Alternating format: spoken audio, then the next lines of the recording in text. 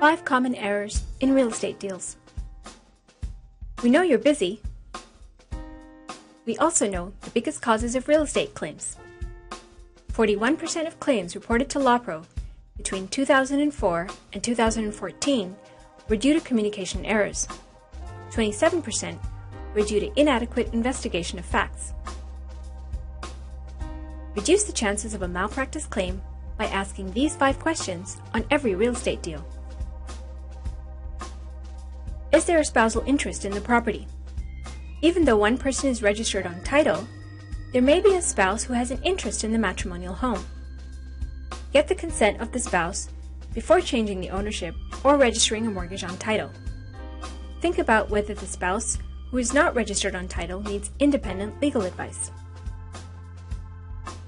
Does your client plan to use the property in specific ways in the future? For example, do they plan to build a pool? Or do they plan other construction? What if there's a subdivision agreement that prevents it, or restrictions due to covenants, easements, zoning, etc.?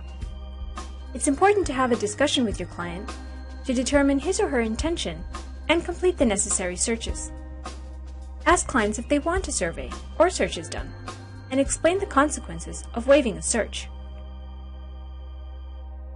Are there any searches that should be completed even with title insurance? Title insurance is a tool, and it should not replace your due diligence. There may be some searches that you should complete even if the title insurer doesn't require them. Remember, in most real estate transactions, the lender is your client as well. Ask yourself, is there information, material to the lender's decision to advance funds under the mortgage, that you should communicate to the lender? Examples include an inflated purchase price, unusual changes in property value, or information that suggests the purchaser is misrepresenting the true circumstances of the purchase. Is this a private lender? Some title insurance policies have exceptions which may expose you to a claim.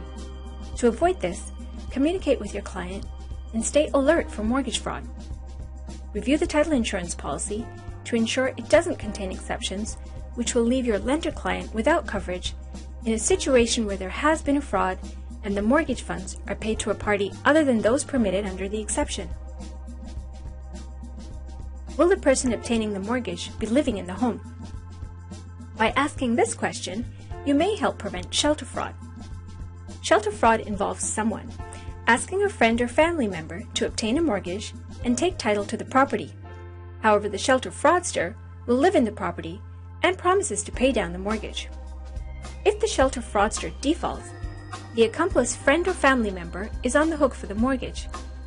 It's the accomplice that comes to you to complete the transaction and can later claim that you did not make them aware of what they were getting into and that you should have known that they were buying on behalf of someone else.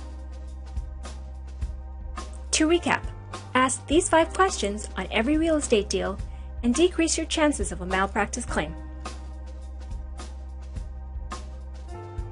We hope you won't have to deal with a claim, but if you do, here's what to do. Visit lawpro.ca.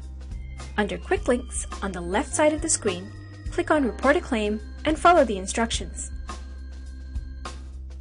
And let's face it, real estate isn't simple. TitlePLUS Title Insurance provides legal service coverage at no extra cost. For more information, visit our website. Thank you for watching.